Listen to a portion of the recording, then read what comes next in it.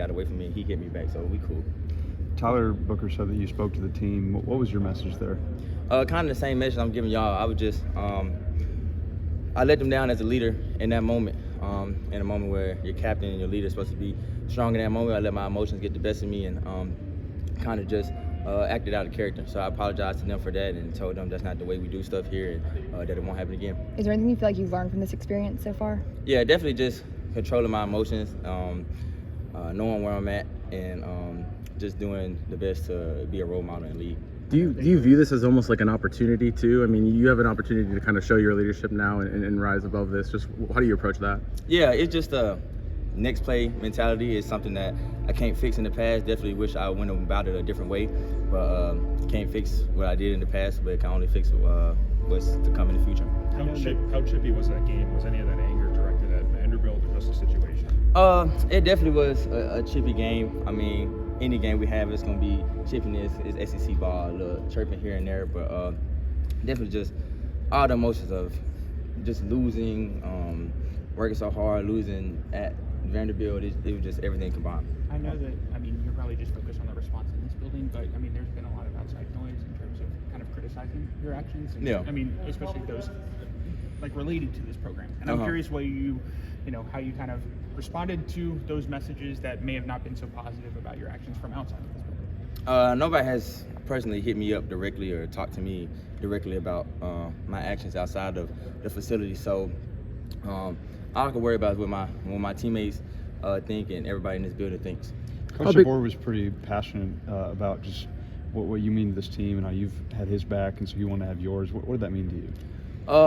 It meant a lot, man, because obviously I didn't mean for the situation to blow up how it did, and to have my head coach just come to me and tell me that he had my back without us even having a conversation about it first or anything like that, because some coaches can not stick up for their players, but it says a lot about Coach DeBoer, and it really meant the world to me. Well, he said he called you kind of a rock in this program ever since they got here. Why did you want to be that kind of stable force and kind of a new era of this Alabama team? Yeah, I'm from Alabama, grew up in Alabama all my life, and I love this university. The reason I came back is because I love the university, I love the people here, and I love just everything about it. And so when the transition happened, it was never a thought to leave this university. I know the type of resources, the type of people that we have in this facility, and I knew that Greg Burns was going to make a great decision and bring in the right coach, and he did with Coach DeBoer. Coach Saban was always famous for saying, "Don't waste a failure."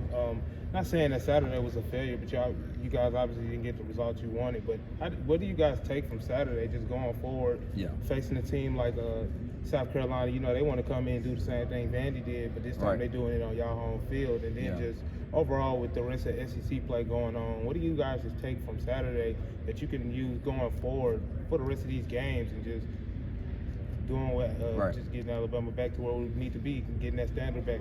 Yeah, I would say Saturday was definitely a failure. We didn't win. That's the ultimate goal at the end of the day. But I just feel like everything happened for a reason, and the losses usually bring a team closer together.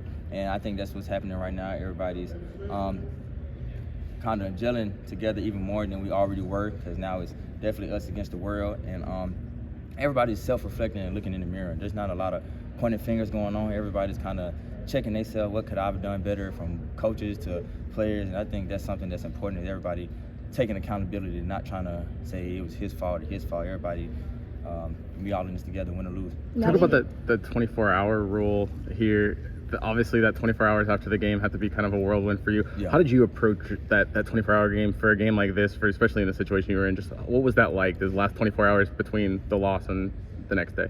Yeah, it was definitely, anytime after a loss, the 24 hours definitely be long and rough. Like this week is probably going to be the longest week, just because we're so ready to go back out there and get on the field and compete. But I say I really just watched the film over and over again, and then kind of decompress from it and get away from all the negative energy. There's a lot of people like outside of the program saying stuff, but you also have a lot of people in the league that you could turn to. Is there a mentor? Is there a former teammate? Did you go to anybody for advice?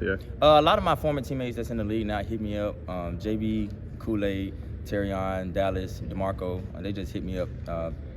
Told me that they feel where I'm coming from, and they just being brothers at the next level, helping me out. Now that you've had a chance to look at the film and talk with Coach Womack, what is he emphasizing on improving in this defense going forward? Yeah, I just think sometimes we get the call in a little late, so it gives us a little anxiety of not knowing what the offense is going to run or adjusting to their formations. But Coach Woe, that's kind of was his style of calling which one to put us in the perfect position. But he knows that we're at Bama now, and he has a lot of pieces, and so he doesn't have to compensate for anything. And as long as he gives us a call and allow us to get our feet in the dirt, we're going to be great. And Coach Woe, he's been doing a great job of coming in and taking accountability on his part and the coaches and on the players too, showing us how we didn't fit stuff right or what we messed up at, and also telling us the good that we did do in the game though. So I think everybody, like I said, is being very accountable of what happened Saturday, and definitely working very hard to never happen again. A So lot of has your that been teammates. feedback with the coaches of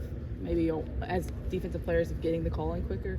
Yeah, I think that was the feedback that I gotten from the D-line all the way back to the secondary. We feel like we just get the call in just a little bit quicker. It gives us time to just line up and go whip the man in front of us. You've always been viewed as one of the hardest tacklers on this defense, and then that's one of the things Kane talked about that needed to improve. Yeah. Just what have you seen from the last few quarters of this defense, and how much you want to improve on that tackling? Yeah, I just think just coming out there with the mindset of staying physical for 60 minutes. 60-minute ball games are sometimes the first half go fast, sometimes second half go fast. It's just different flows in the game, and you just have to train yourself to stay physical, and it starts with practice. A lot of your teammates at post-game, you kind of were able to flip that switch and be the leader that you always been. Like, Yeah. What did that look like internally for you to kind of make that switch from anger, frustration that you saw late in the game to being that leader and captain that you were in the locker room? Yeah, I kind of had to lock back in and look at my brothers and see that they hurting as well. And so I had to be there for them and lift them up. And it really was just everybody showing love to each other in the locker room after all the anger and stuff from everybody. And we was loving up on each other, telling each other we loved each other and that we got each other back.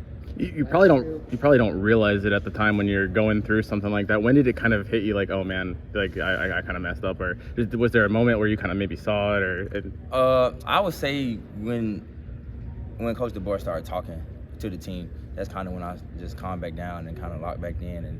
And T-Book and Jan was talking to me, calming me down as brothers in that moment and telling me that they understand we got our back, and they don't want to kind of help me decompress and get back in the right state of mind. Has Damian Harris reached out to you directly, and have you heard from other opinions that might be different? Nah, he hasn't. But hey, it is what it is. Everybody entitled to their own opinion. Yeah. Thank you, Malachi. Thanks, Malachi.